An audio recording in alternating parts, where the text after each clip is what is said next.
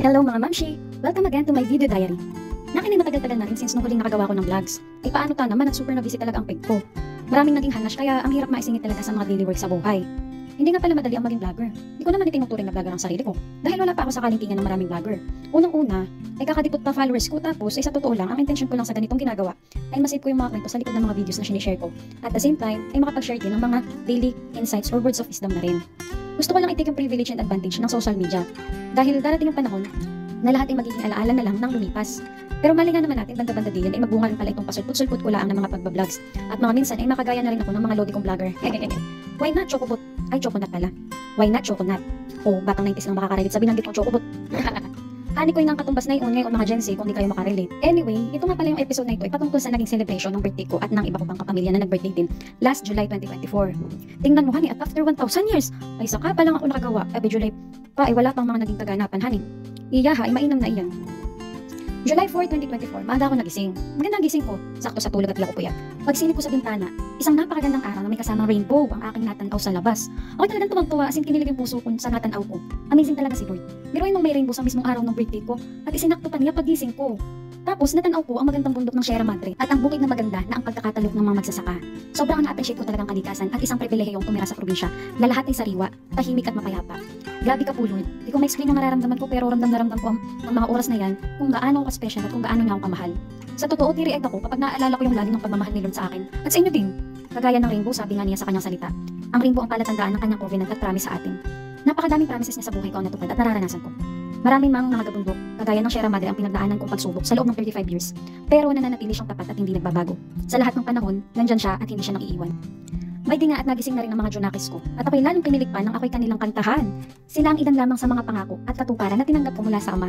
Sila ang isa sa mga dahilan kung bakit ako nagtsatsaga at nagsasakripisyo sa mga trabaho sa bahay at sa maliit na negosyo. Silang pagod ko at lalo't higit sila ang pahinga ko. Silang dahilan ng aming pagsusumikap na mag-asawa. At sila din ang dahilan kung bakit mas naging maunawain ako at mapagpatawad. Silang dahilan kung bakit ako nagmamahal ng malalim.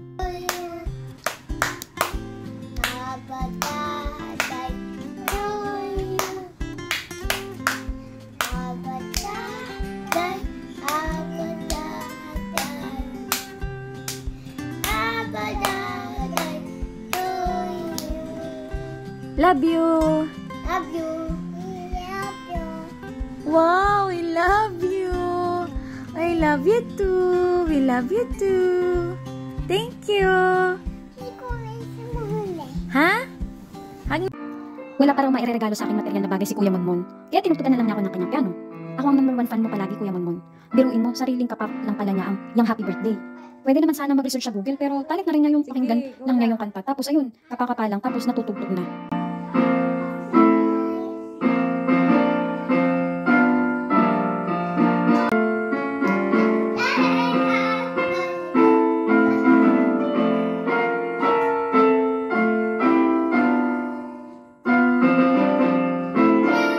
Thank you, Kuya. Another surprise ni Lord. Sa tagal-tagal na panahon, bigla ulit tumapo itong kaibigan kong Kilawan dito sa may bintana. Matagal na siyang pinapapagawi sa totoo lang at saktong birthday ko pa talaga ulit siya nagpakita. God reminded me again. Yung sinabi niya na kung ang mga ibon nga, di nag-aalala sa kanilang kakainin, basta tinatrabaho at ginagawa lang nila yung purpose nila sa buhay, ang magpalipad-lipad, dumapo at tumuka. Yan ang kanilang ginagawa sa araw-araw. Pero di sila nagugutom at kasi pinapakain sila ni Lord. Sa totoo, dumarating talaga ang tao sa mga pag-aalala, lalo na financial aspect. Lalo na tayong mga mamshes, ang daming mga kung ano-anong pumapasok na negatibo sa isip natin. Lalo na pag nagwe-wave si Ate Judith. Tapos sasabayan pa ng pagkaubos ng gatong sa gasol. Ando po nurse, paano na ito? Makakabili pa kaya ako ng bigas at pang-ulam? Mahirap talaga hanay pag biglang nagsabay-sabay. Nakayanan ko lang talaga na maihanda ay sopas at French toast. Sabi ko sa sarili ko that time, okay na yan basta may handa, at least busog. Happy tummy naman dahil sakto din sa panahon. Biglang umulan, tapos favorite ko rin ang French toast, kaya talagang busog naman. Talagang ako bilang nanay, kailangan kong magigpit ng sinturon dahil ako ang budget officer ng aming tahanan. Kaya kailangan kong magpagkasyahin kung ano lang yung meron. Punta na kape tatay.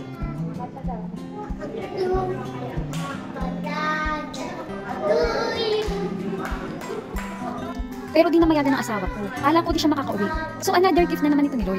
Yung mga ganitong pa-surprise, yung gustong gusto ko. Sobrang favor at privilege yung makasama namin siya sa mahalagang okasyon gaya nito. Kaya agad niya kami inaya kung saan ko daw gustong kumain. Sabi ko wag na, titipid nga. At miniluto naman akong sopas at French toast. Katalo na yun. Pero wag daw ako mag-alala at prepared naman daw siya. So ako ang tinanong, sabi ko, kaya rin na sa Jollibee at yun din ang gusto ng mga Junakis namin. Pero siya pa rin naman bandang hula nag-decide. At by din na nga, dito na nga kami kilala sa Fiesta Infanta. Happy tummy na naman, nainaman na naman ang sikmura. Super blessed and thankful ako na may asawa kong puno ng pagmamahal sa pamilya. Palagi ko nga sinasabi sa kanya na talagang simula't simula din niya ako pinababayaan. Pinanindigan ang pagiging breadwinner at hanggat maaari, ayaw niya ako malagay sa alanganin. Kaya araw-araw akong grateful sa buhay niya dahil simula nung maging kami hanggang ngayon, ay palagi niya pa rin akong pinapakilig. Next time is, sabi ko nga, yung buo at walang sakit palaging nagmamahalan na pamilya ay isa ng napakagandang regalo nun para sa akin. July 18 naman ang birthday ng kapatid kong namatay na, si Ate Jaja. Kaya by that tumalo kami sa punto na nagbigay ng bulaklak. Sobrang nakakamiss na talagang kapatid kong ito. Palagi ko na lang iniisip na tuwing namimiss ko siya ay nasa ibang bansa laang at doon nag-migrate. Super close kaming dalawa nung nabubuhay pa siya. Nung mga bata pa kami, palagi kaming magkaaway parang mga aso pusa. Pero nung nag-college na siya, ayun, doon na kami naging close talaga. May pagsusulatan kami na yan at di pa tanoong masyado uso ang cellphone. Isa siya sa mga naging kapenpal ko, ika nga. Sa tuwing uuwi siya at sem break nila, naku talaga namang pamorningan kami na yan sa pag-istoryahan. Isa siyang mapagmahal na ate at kay raming isinakripisyo para sa aming pamilya niya. Ay, tama nga muna, baka maiyak na naman ako. Basta, I miss you so much, Ate Jaja. After namin dalawin ang punto ni Ate Jaja, ay by that nagkaroon kami ng salo-salo para i-celebrate ang birthday namin nila Daddy, Kuya Junjun, Ate Jaja at Tita Cherry. Salamat po Panginoon sa araw na to as we celebrate your goodness, yung katapatan mo, your faithfulness, Lord God. Salamat po. Happy birthday to you. Happy birthday to you. Happy birthday, happy birthday. Happy birthday to you.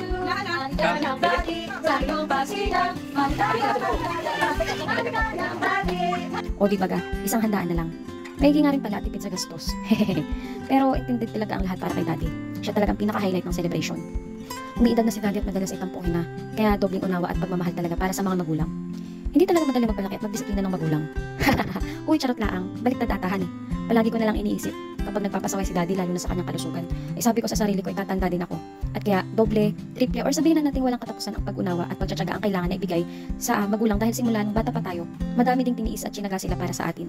Kulang at hindi kayang tumbasan ng kahit ano paman ang mga ginawa nilang sakripisyo. Masaya naman si Daddy at nagsidatingan din ng kanyang mga kapatid. Nagtatampo pa nga nung una kasi akala niya ay di sila pupunta.